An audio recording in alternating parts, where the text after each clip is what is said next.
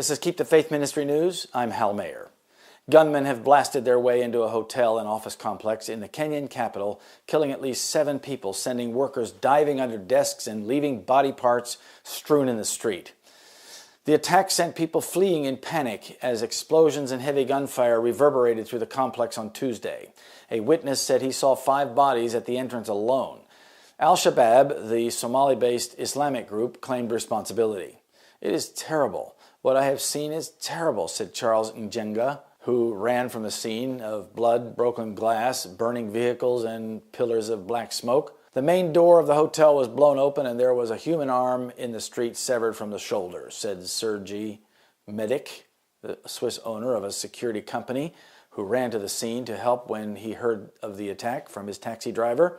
The coordinated assault began with an explosion that targeted 3 vehicles outside a bank and a suicide bombing in the hotel lobby that severely wounded a number of guests, said Kenya's National Police Chief Joseph Boyne. Survivors reported hearing a shattering blast and saw people mowed down by gunmen as they sat at a cafe. Victims were left lying on tables, bleeding. "We were changing our shifts, and that is when I heard a loud blast and people were screaming," said Enoch Kibet, who works as a cleaner at the cafe and managed to crawl out a basement gate. "I couldn't believe I was alive. The blast was so loud and shook the whole complex." Authorities sent special forces into the hotel, which is near the Australian consulate, to flush out the gunmen believed holed up inside. Well after nightfall, Kenya's Interior Minister said the situation is under control and all buildings were secure after the deadly attack.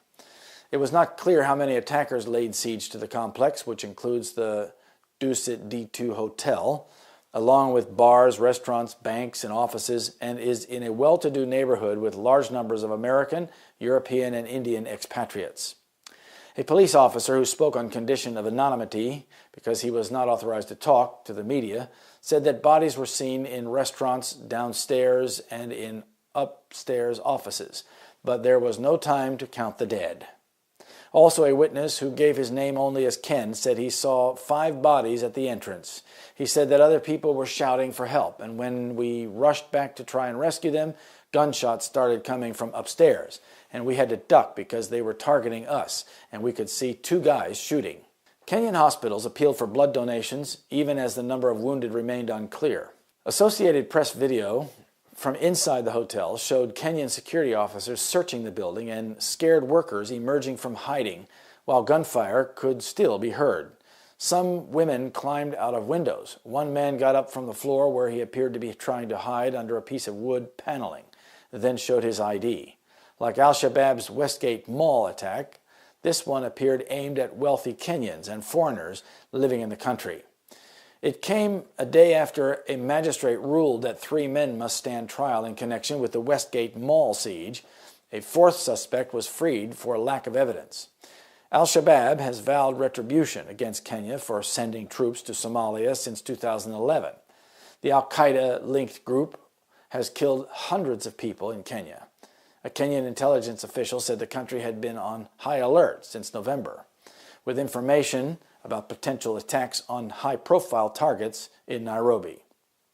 The official was not authorized to talk to the media and spoke on condition of anonymity.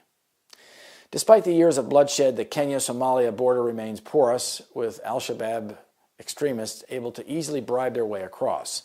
According to a UN panel of experts, the hotel complex in Nairobi's Westlands neighborhood is about 2 kilometers from Westgate Mall on a relatively quiet tree-lined road in what is considered one of the most secure parts of the city. The hotel's website says it is cocooned away from the hustle and bustle in a secure and peaceful haven. The Bible predicts terrorism in the last days. It also predicts that God's people who are in Christ will not fear them. "Thou shalt not be afraid of the terror by night, nor for the arrow that flieth by day." Psalm 91, verse 5. This is Keep the Faith Ministry News. Thank you for watching.